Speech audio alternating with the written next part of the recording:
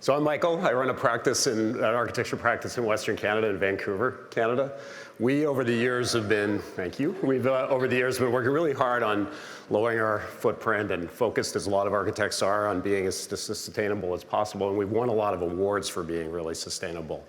And it's really nice. It's a nice honor. But I'm here to say that we are actually not sustainable.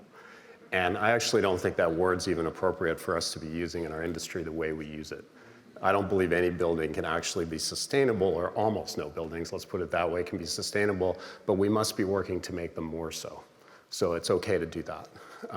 Now, the reason I think that is, of all the materials man makes on Earth, the vast majority of them, the volume of them, is in building industry materials, and the vast majority of those are non-renewable materials. The other reality of my industry is that worldwide, we represent 39% of global greenhouse gas emissions. And here in the United States, it's about 47% of your total, which most people don't realize. We think of cars and transportation. All of transportation together is about 23%. So buildings are a huge part of the problem, and we need to do better. Now, that comes from two reasons. One is operational carbon, so that's heating and cooling, which most of us think about, and then embodied carbon, what the buildings are they themselves made of. And when it comes to what we build out of, these four materials represent building structures, the volume of material, making up most of the world's cities. So that's concrete, steel, masonry, and wood. Now, of those, these three have really high carbon footprints. In particular, concrete has the highest, and then steel, then masonry. Wood, on the other hand, as a material grown by the power of the sun, it's renewable and sequesters carbon, gives us a chance to build buildings that are carbon neutral. And for that reason, my practice since its inception has been exclusively a timber practice, building some of the largest timber buildings in the world. As part of that, about 15 years ago, I wrote a book called The Case for Tall Wood Buildings, and why we should build skyscrapers made of wood and how we can do it.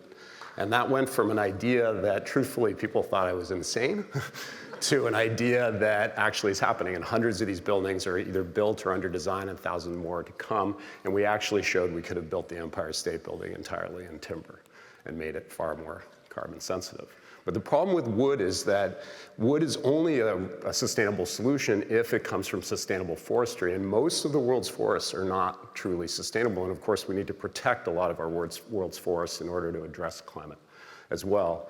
Where most of the world's population live, they're either forests at high risk or there's no forest at all. So timber is a solution that I deeply believe in. Unfortunately, it's not really a global solution, and we need global solutions. Most of the world's cities are still built like this in concrete and steel and masonry and have very high carbon footprints. And of course, what's great is each of those materials, the industries are trying to make them better. But we're tweaking materials that I believe are fundamentally flawed.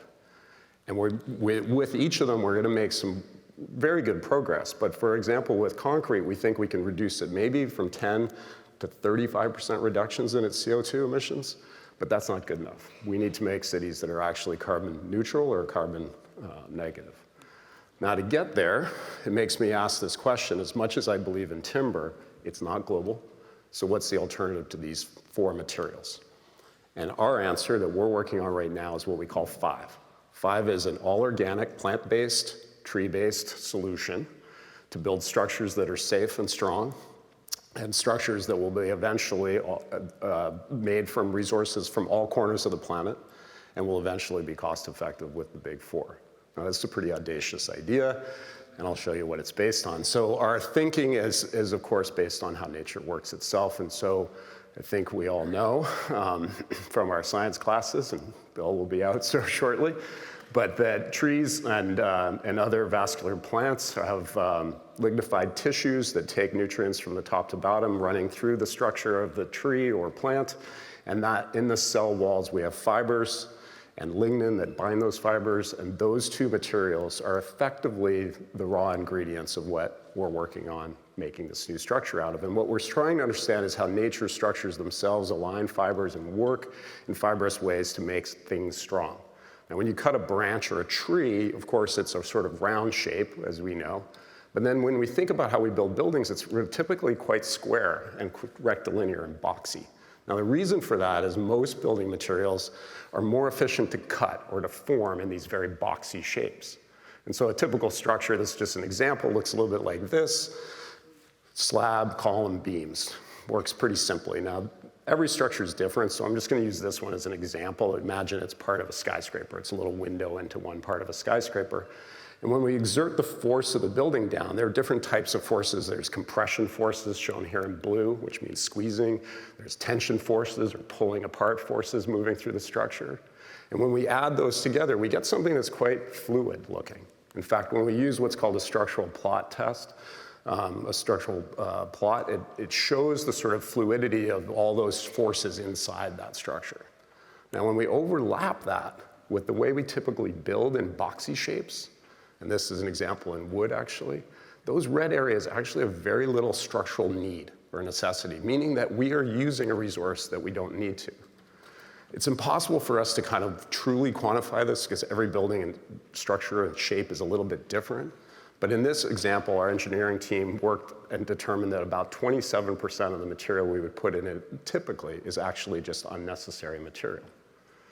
If we added that up based on the amount of building we need to do in the next 40 years, it's actually like wasting all of the volume of the Great Lakes in wasted material, unused resource, unnecessary resource.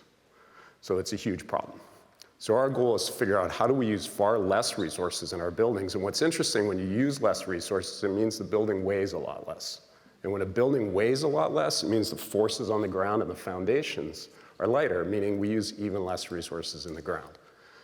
So it's a good solution. What we're doing is taking 4 really known technologies, and it's a complicated system and we're still working on it, where we take plant-based fibers, again, can be grown from fast-growing plants, grasses, bamboo, can come from trees, can come from clearing the understory to protect from forest fire, or even using waste wood products from construction.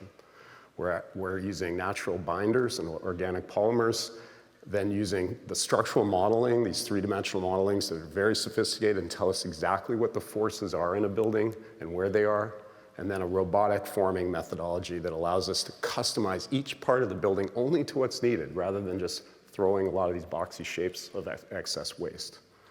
What it looks like is this. It's quite different. It's a structure that's very fluid and inside made in these very small fibers. I'm going to speed up a little bit here. The robots allow us to make each part into these unique shapes. And then those shapes come to a site, and you can see that the forms of the building are really mimicking and feel a lot like nature because they are essentially only there to meet their fundamental structural need. This concept of a fully plant-based world of buildings is real. It's really possible. It results in buildings that sequester carbon. It will result in safe buildings that are healthy to live inside. And ultimately, biomaterials, I think, are the future. I think as you look around any room, you should ask yourself, why is it not made more in biomaterials that are renewable? So finally, when I look around the forests and walk through the forests in my home in British Columbia, I imagine how buildings will use less, have less impact, and still meet the needs of our communities and people around the world. We are building a growing community of biomaterial manufacturers, and new innovations are coming every day. We are going to meet the needs of humanity and the planet at the same time. All we need to do is make sure nature teaches us how. And that's it. Thanks.